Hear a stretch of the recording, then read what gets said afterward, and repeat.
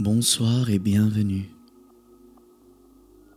Je suis très heureux de vous retrouver pour un nouveau voyage.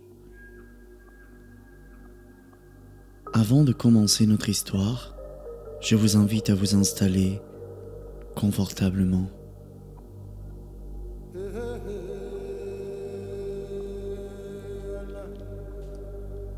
à fermer les yeux doucement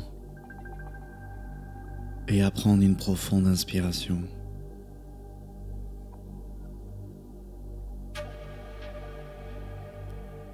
Inspirez. Retenez-la quelques secondes et expirez lentement en relâchant toutes les tensions de la journée.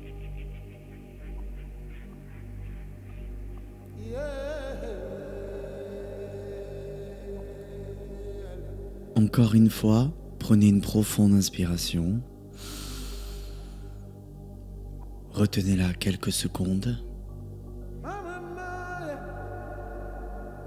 et expirez lentement.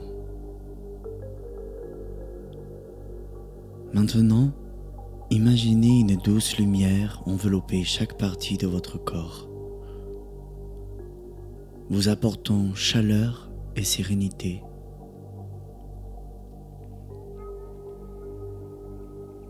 Avec chaque souffle, sentez cette lumière s'étendre, apaisant chaque muscle, chaque pensée,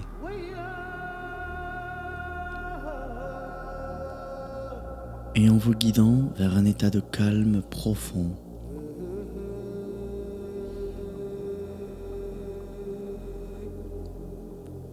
Laissez chaque expiration vous ancrer un peu plus dans l'instant présent et permettez à votre esprit de s'ouvrir à l'infini des possibles.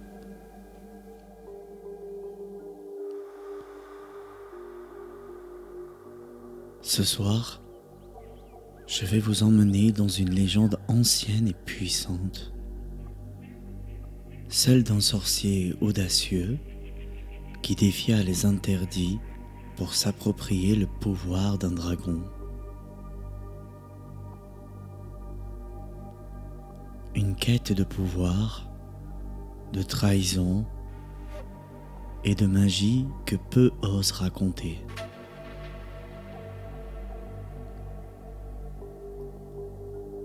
Installez-vous, laissez la magie des mots vous envelopper et plongeons ensemble dans ce monde.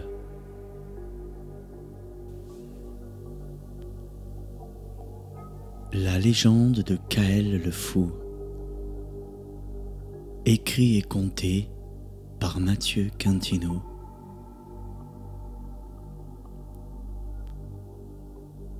Dans le vaste royaume des 7 clans, il existait une hiérarchie bien établie. Les sorcières régnaient en maîtresses incontestées de la magie, tandis que les sorciers, bien que dotés de pouvoir, restaient dans l'ombre de leurs compagnes. Kael Damaor était l'un de ces sorciers. Né au sein du clan de la savane, Kael avait grandi dans un monde où la magie était une force omniprésente,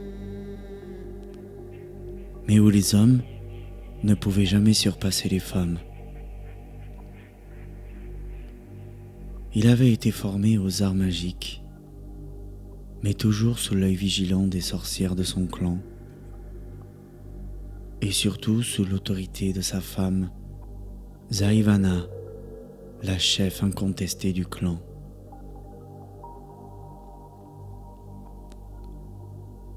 Zaivana était une sorcière de classe 4, l'une des plus puissantes de son temps. Belle et imposante, elle inspirait respect et crainte. Ses cheveux noirs cascadaient sur ses épaules et ses yeux percés semblaient lire dans les âmes. Mais derrière cette puissance se cachait une relation complexe avec Kael. Une relation où le pouvoir et l'amour s'entremêlaient.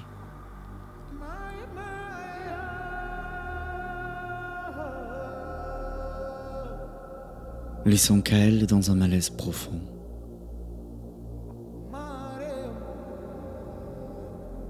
Dans cet univers, les classes de sorcières déterminaient le niveau de pouvoir et d'influence. De la moins forte à la plus puissante, on trouvait les veilleuses, les tisseuses, les conjuratrices et enfin les primaires. Ces dernières étant presque des légendes vivantes.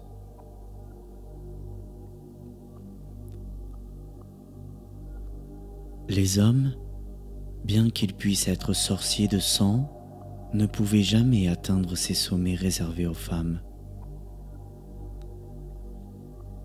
Les épreuves pour passer d'une classe à l'autre étaient rigoureuses et souvent inaccessibles aux hommes, renforçant leur position subalterne.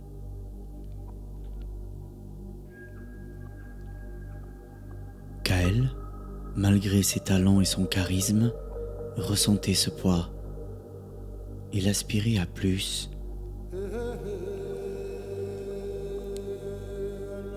À une liberté, à une reconnaissance que son statut ne lui permettait pas. C'est dans cette frustration et ce désir ardent que naquit en lui l'idée de braver les interdits,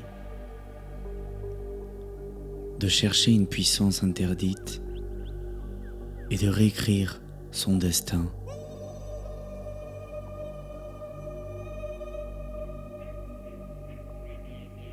Chaque jour, Kael parcourait les plaines dorées du clan de la savane.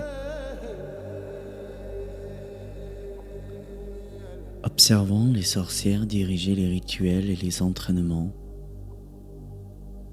il était respecté, certes, mais toujours relégué à un rôle de second plan. Les hommes, comme lui, assistaient au conseil mais ne prenaient jamais les décisions finales. Kael regardait Zaivana, qui régnait avec une poigne de fer, admiré et craint par tous. Elle menait les tisseuses et les conjuratrices avec une assurance naturelle, laissant peu de place aux doutes et aux contestations.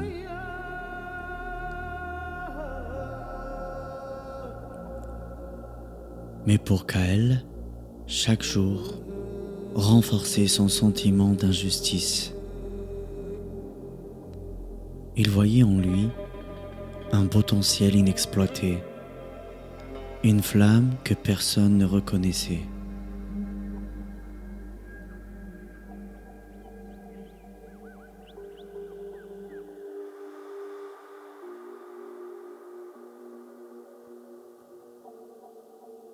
Un soir, après une réunion où ses propositions avaient été poliment ignorées, Kael se retrouva seul sous les étoiles.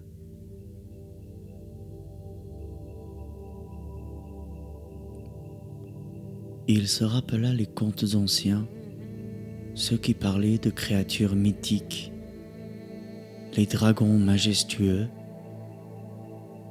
les licornes pures, les loups-garous légendaires. Ces créatures étaient sacrées, intouchables, et leur vie était protégée par les lois les plus anciennes. On racontait que quiconque osait chasser ou tuer l'une de ces créatures absorberait leur magie et deviendrait immensément puissant, mais au prix d'un acte gravement interdit.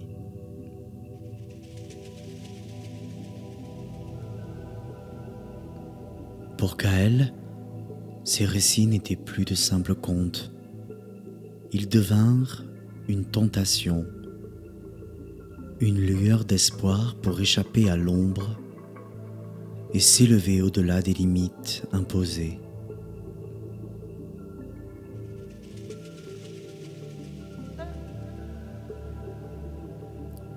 Kael ne pouvait s'empêcher de penser à Zarion, le dragon, une créature légendaire dont les écailles scintillaient comme de l'or sous le soleil brûlant du désert.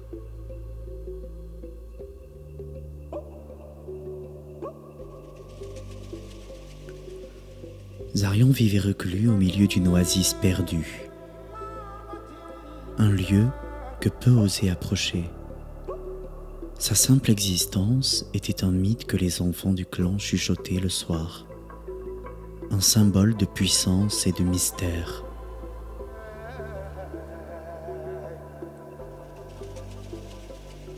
Pour Kael, Zarion n'était pas juste une légende, mais une opportunité. Il voyait dans ce dragon solitaire un moyen de s'émanciper des chaînes de son statut, de prouver à tous qu'il était l'égal, voire le supérieur de n'importe quelle sorcière. C'est ainsi que l'idée germa dans son esprit. Traquer Zarion, s'approprier sa magie et enfin briser les barrières imposées par son clan.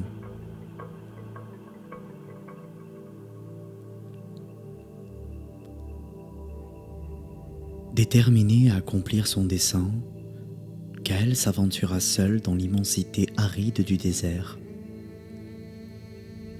Pendant 3 jours, il marcha sous un soleil implacable, le sable brûlant sous ses pieds et l'horizon ondulant à perte de vue.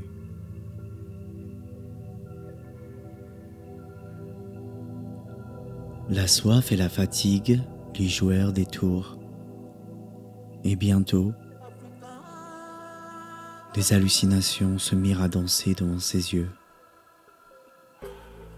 Des mirages de silhouettes familières, de sources d'eau inatteignables et de voix lointaines l'appelant.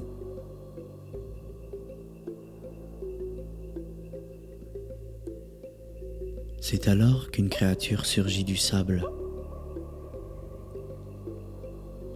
Un serpent gigantesque, dont les écailles se confondaient avec la poussière du désert. Le monstre cracha un jet d'acide brûlant, forçant Kael à se défendre avec toute la magie qu'il pouvait invoquer.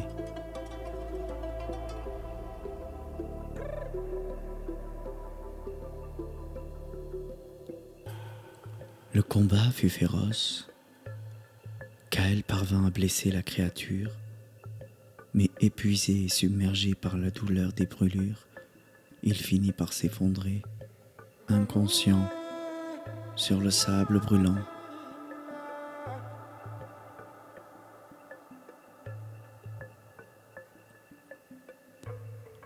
Lorsqu'il réouvrit les yeux, le soleil avait décliné et une brise plus fraîche caressait son visage. Au loin, à travers les ondes de chaleur se dessinait enfin l'image d'une oasis luxuriante, comme un mirage devenu réalité. Il avait trouvé l'oasis tant convoitée, et avec elle, la promesse de rencontrer Zarion.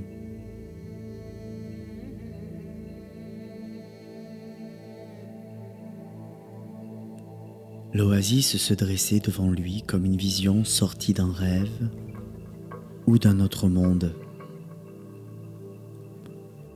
Kael, vacillant, avança lentement, chaque pas s'enfonçant dans un sable devenu tiède. Il franchit la lisière de l'oasis et aussitôt, l'air changea. Plus humide, plus dense, presque vivant. La lumière elle-même semblait différente. comme si elle filtrait à travers un voile invisible. Les plantes qui l'entouraient poussaient en spirale étrange, avec des feuilles si larges qu'elles formaient des hauts vents naturels au-dessus de sa tête.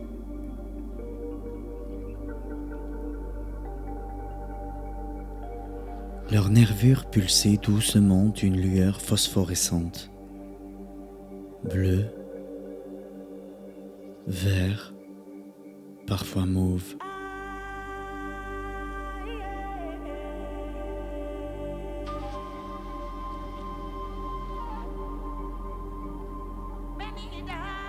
Comme si une magie ancienne les faisait respirer.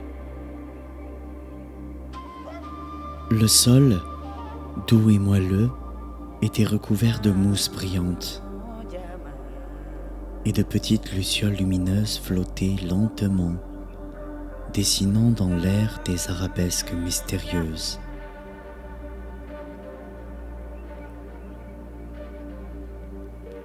Des lianes pendaient des arbres au tronc torsadé, et au loin, Kael entendait le murmure d'un ruisseau. Ou était-ce une voix? Des fleurs aux couleurs surnaturelles s'ouvraient à son passage, certaines exhalant un parfum enivrant, d'autres laissant échapper de minuscules étincelles de lumière lorsqu'il les effleurait.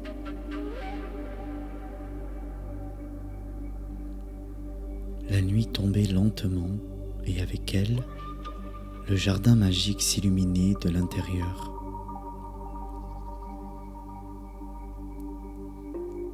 Chaque plante semblait dotée d'une conscience propre, vibrant au rythme de la brise. C'était une jungle sacrée, un sanctuaire oublié des hommes. Kael comprit qu'il ne se trouvait pas simplement dans un havre de paix, mais dans un territoire protégé, façonné par une volonté mystique, peut-être celle de Zarion lui-même.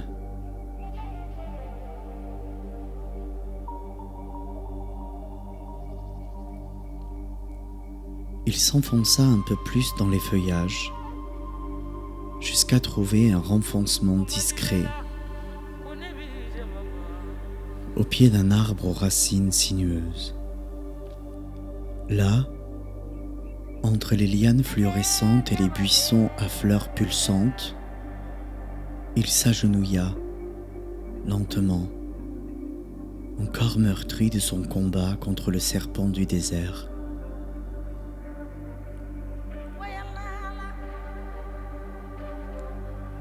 Le silence était épais, chargé d'une tension invisible, comme si l'oasis elle-même retenait son souffle. Seul le bruissement des feuilles et le clapotis discret de l'eau troublaient cette paix irréelle. Kael resserra sa cape autour de lui et s'accouda à une pierre recouverte de mousse. Son regard scrutait la clairière centrale, un large espace dégagé, cerclé par des arbres noueux. Il avait entendu dire que c'est ici, en son cœur, que Zarion venait dormir. Il attendait.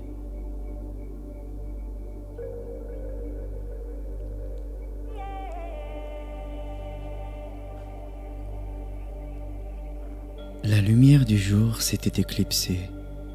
La lune, presque pleine, s'élevait lentement, jetant sur les plantes l'ombre argentée d'un monde oublié.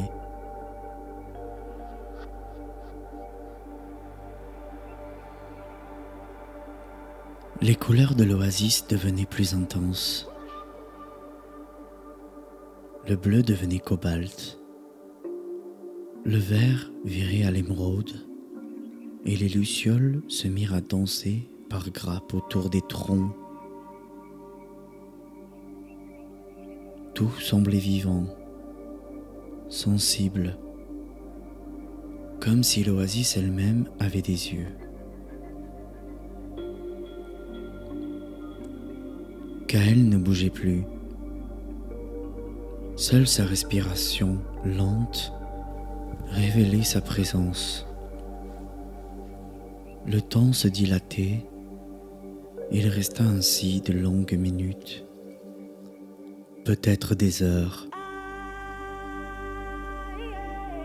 Il n'aurait su le dire. Chaque craquement d'écorce ou vol d'insectes faisait bondir son cœur. Puis, soudain, un changement, une vibration dans l'air. Les feuilles frémirent, toutes dans une même direction. Le vent se leva, tiède et chargé d'ozone. Un bruit, lointain d'abord, comme un souffle, ou des ailes battant lentement l'air chaud. Zarion approchait.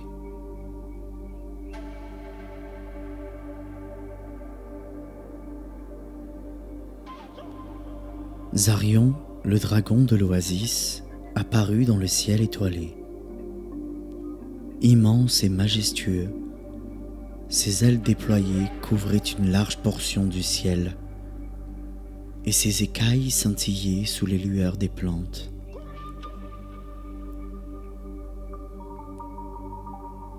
Ce dragon, vieux de plusieurs centaines d'années, était craint de tous, mais en réalité, il était sage et bienveillant, veillant sur l'oasis et les créatures qui y vivaient. Pourtant, Kael n'avait que faire de cette sagesse. Assoiffé de pouvoir, il était prêt à tout pour atteindre son but, même à éliminer une créature noble et pacifique.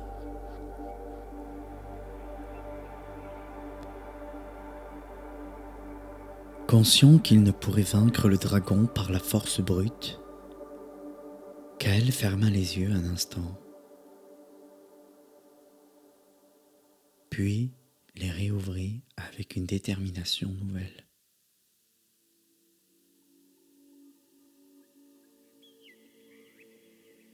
Il murmura des incantations anciennes, ses mains traçant des motifs invisibles dans l'air. Une douce mélodie de harpe sembla naître de ses gestes, s'élevant dans les airs et se dirigeant vers Zarion.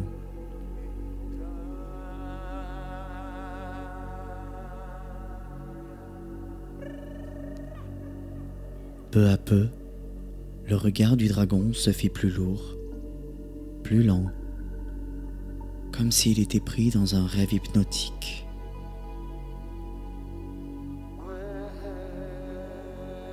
Bercé par cette mélodie enchanteresse.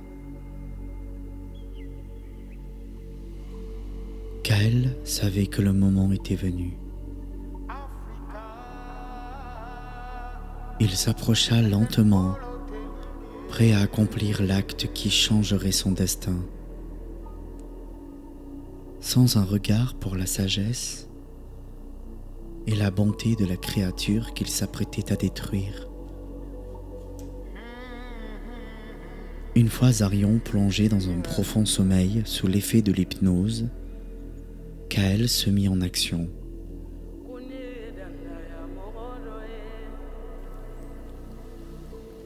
Il avança vers la dépouille majestueuse du dragon, son regard brillant d'une lueur déterminée.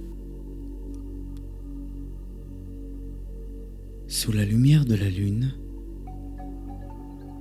il commença à tracer un immense cercle magique sur le sol autour du dragon. Puis, il traça un cercle autour de lui, chaque geste précis et empreint d'une énergie sombre. À mesure que le rituel progressait, Zarion commença à se pétrifier, ses écailles perdant peu à peu leur éclat sous la clarté lunaire et les lueurs des plantes fluorescentes.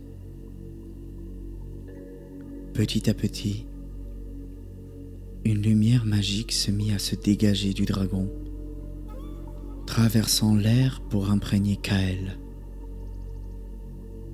enveloppant le sorcier d'un halo de puissance nouvelle.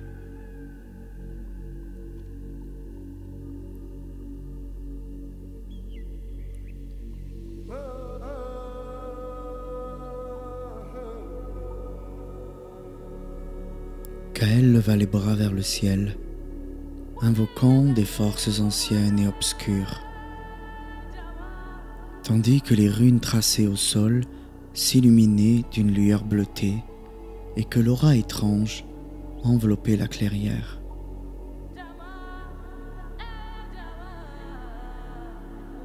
Le rituel avait commencé, et le sorcier savait que chaque seconde comptait pour absorber la magie du dragon endormi. Mais à l'instant même où le cœur de Zarion cessa de battre, quelque chose changea dans l'air. L'oasis, jadis vivante et vibrante, sembla se figer. Les plantes fluorescentes qui illuminaient la jungle d'une lumière douce et surnaturelle perdirent brusquement leur éclat, comme si leur âme avait été soufflée. Les lianes retombèrent inertes, les pétales s'affaissèrent. Les chants des créatures nocturnes s'évanouirent dans un silence angoissant. L'eau de la source centrale, auparavant cristalline et bruissante, devint sombre, stagnante.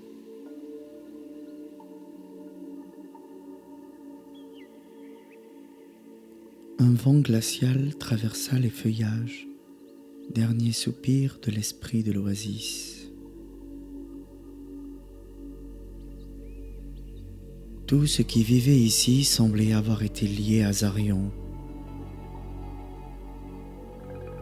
comme si le dragon en avait été le cœur battant. Et le cœur désormais ne battait plus.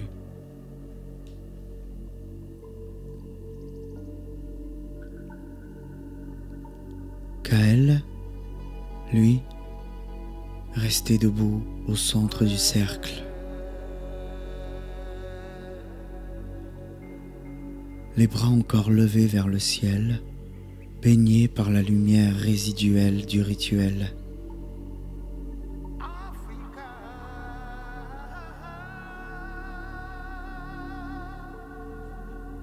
Il respirait fort,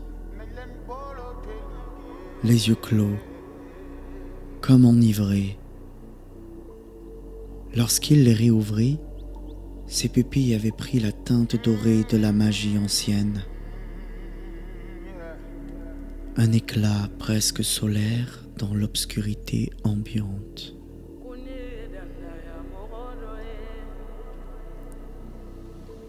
Il sentait la puissance nouvelle couler dans ses veines comme une rivière déchaînée, brûlante, vivante, incontrôlable. Ses muscles tremblaient, non de fatigue, mais d'un trop-plein d'énergie. Il avait l'impression de voir au-delà du visible, de percevoir les flux de magie dans la terre, dans l'air, dans le moindre atome de vie. Le monde entier lui semblait différent, plus clair. plus fragile, plus malléable.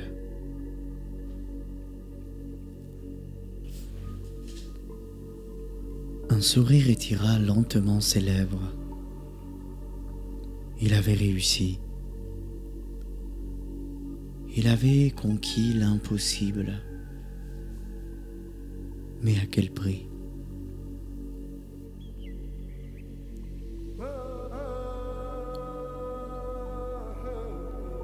Alors qu'il s'apprêtait à quitter le cercle, les pas lourds, ivre de sa victoire et de la puissance nouvelle qui brûlait en lui,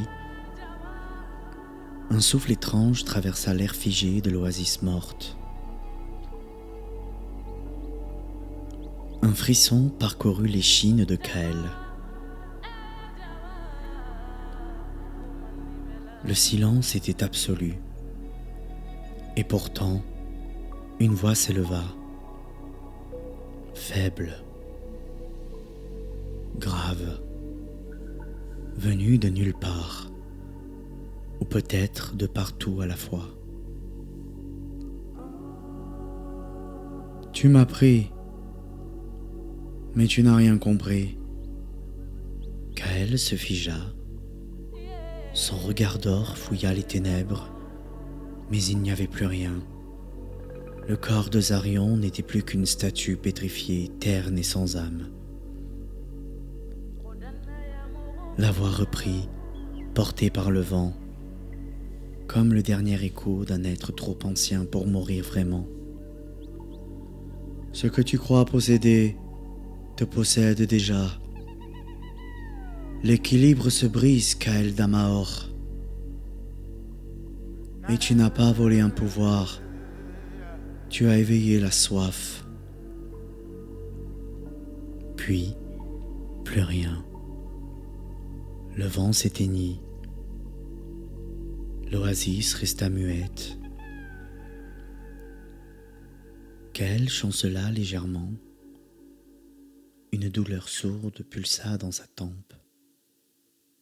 Un instant, il sentit le sable sous ses pieds vibrer, comme si la terre elle-même avait retenu son souffle.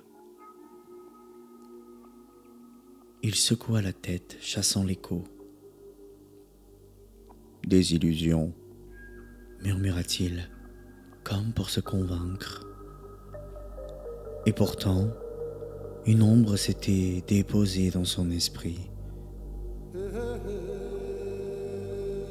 Une graine de doute, ou peut-être une malédiction.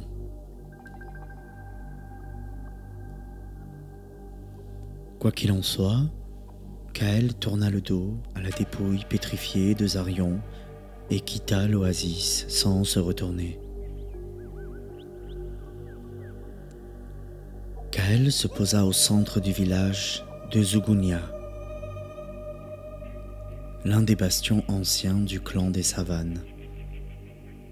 Ses pieds effleurèrent la terre comme s'il ne lui appartenait plus.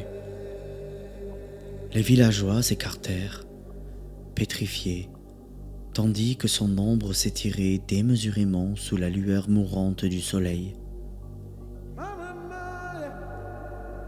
Au centre de la place, Zaïvana l'attendait.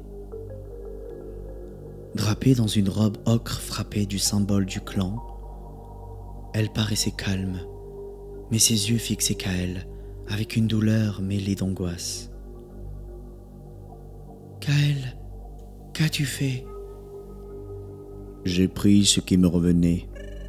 J'ai conquis ce que tu m'as toujours refusé, la grandeur. » « Ce n'est pas de la grandeur, c'est de la démence. » Un silence lourd tomba. Puis sans un mot, Kael tendit la main. Le combat éclata. Des éclairs jaillirent de ses doigts. La terre se souleva sous ses pas. Les plantes fanèrent, brûlées par une magie trop violente, trop étrange. Zaïvana érigea un bouclier de lumière, reculant sous la violence des assauts. Le village trembla. Mais alors, des silhouettes se rapprochèrent. Autour de la place, 8 tisseuses du clan prirent place en cercle, les mains tendues, les paumes tournées vers le soleil naissant. Elles entamèrent un chant ancien, leurs voix se mêlant dans une harmonie vibrante et mystique. Leurs mots n'étant pas compris des simples mortels, mais la magie réagit aussitôt. L'air se chargea d'étincelles. Les cheveux de Zaïvana se soulevèrent sous l'impulsion de cette puissance nouvelle. Son aura se densifia, immense, rayonnante. Kael recula d'un pas surpris. Elles te prêtent leur magie? Tu ne comprends toujours pas, Kael. Ici, nous ne combattons pas seuls, nous sommes un clan. Les voix s'intensifièrent, les incantations gagnèrent en rythme. Le sol se fissura. Et soudain, du cercle de sorcières, une lumière dorée jaillit. Un lion de feu et de terre émergea, ses yeux brûlants comme 2 soleils, son corps formé de roches incandescentes et de flammes ondoyantes. Il bondit au centre du cercle, poussa un rugissement surnaturel, puis se jeta sur Kael avec une vitesse fulgurante. Le choc fut titanesque. Kael tenta de riposter, mais le lion rugit, le souffle magique du clan entier derrière lui. Kael fut projeté hors de la place, brisé, haletant. La voix du dragon dans sa tête hurlait. « Fuis, tu n'es pas prêt, pas encore. » Alors, Kael s'envola, porté par le vent et le désespoir.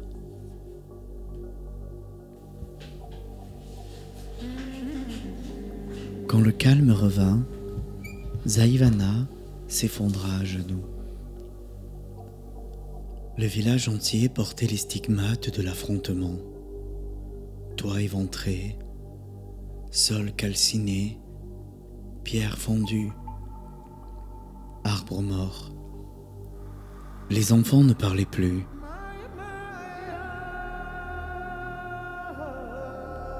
Les anciens pleuraient en silence. Les sorcières rassemblées n'osaient pas baisser les yeux. Kael n'était plus qu'une légende maudite. Zaïvana, épuisée, se releva lentement. Son regard se tourna vers l'horizon désertique où Kael avait disparu. Une larme silencieuse coula sur sa joue. « Il n'est pas mort, dit-elle doucement. Reviendra-t-il ? Demanda une tisseuse. Zaïvana ne répondit pas tout de suite. Puis elle murmura. Pas sous cette forme. Et derrière elle, les cendres encore tièdes du combat s'élevèrent doucement dans la lumière solaire. Ainsi s'acheva la légende de Kael d'Amaor, le sorcier qui osa défier l'ordre ancien.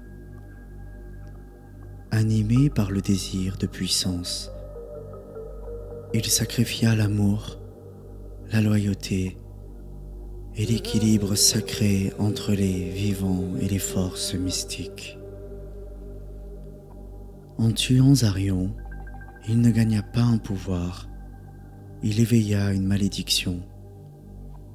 Car dans ce monde, on ne prend pas impunément la magie d'une créature sacrée. On la porte, on la subit, et parfois, on s'y perd. On raconte que Kael erra longuement dans les dunes brûlantes, son esprit brisé, sa chair toujours marquée de sceaux du dragon. Que la voix de Zarion résonne encore dans ses rêves, l'ombre du lion du feu dans ses cauchemars.